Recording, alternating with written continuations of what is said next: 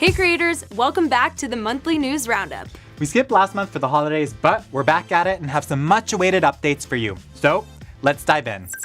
We've been working to add more copyright tools to YouTube Studio to help creators better understand why you received a copyright strike and resolve it more quickly. You'll now see info about your channel's copyright strikes directly on your YouTube Studio dashboard. When you click into the info card, we'll surface a specific description of the copyrighted work that the claimant provided in their takedown notice. We also added a trim option directly on the video copyright details page. So, as soon as you get a Content ID claim, you can trim out the copyrighted content and automatically release the claim. Lastly, there's a new filter on the videos page that lets you see which of your videos have been impacted by copyright strikes or Content ID claims. Read more about each of these updates in the help community post linked below. How well do you understand why your channel is performing the way it is? If you haven't already, please check out the new channel overview in YouTube Studio Analytics. We now show you a personalized summary of how your channel is currently doing compared to your channel's typical performance. So far, we've heard some really positive feedback, but we know our work's not done. So be sure to let us know your thoughts in the comments below. Slowly but surely, we're sunsetting Creator Studio Classic to make way for the new YouTube Studio. If we sound like a broken record, it's because we've been checking in with you about this for months.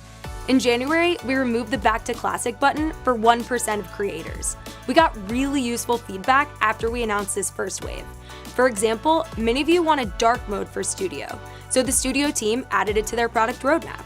They also recently added lots of other improvements based on your feature request. Please keep the feedback coming. To see the list of features added, check out the forum post below. We'll continue to remove the Back to Classic button in the coming months, and we'll be sure to send you a notification when it happens for you.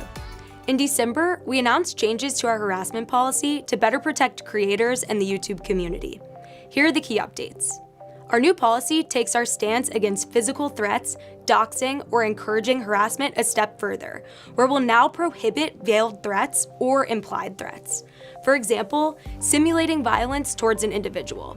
Additionally, prolonged and malicious attacks against someone based on their intrinsic attributes like their race, religion, or sexual orientation is not allowed with this new policy. This applies to everyone, from private individuals to YouTube creators to public officials. To clarify, wide-ranging debates or opinions are still allowed on YouTube, as well as diss tracks, satire, comedy, or criticism, like challenging someone's ideas or critiquing their professional performance.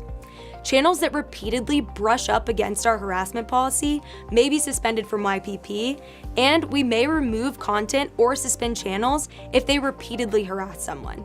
These are just some highlights. Check out the Help Center article linked below to get the full picture.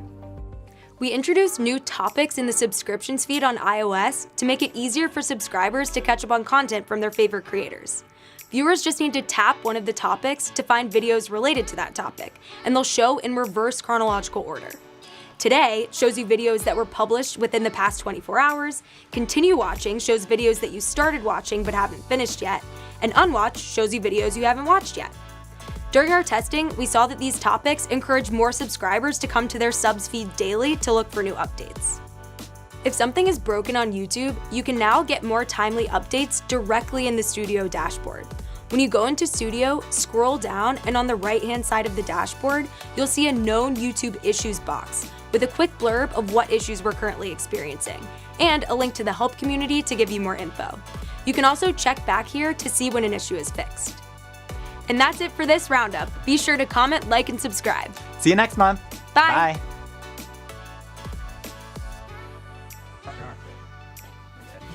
So let's dive in.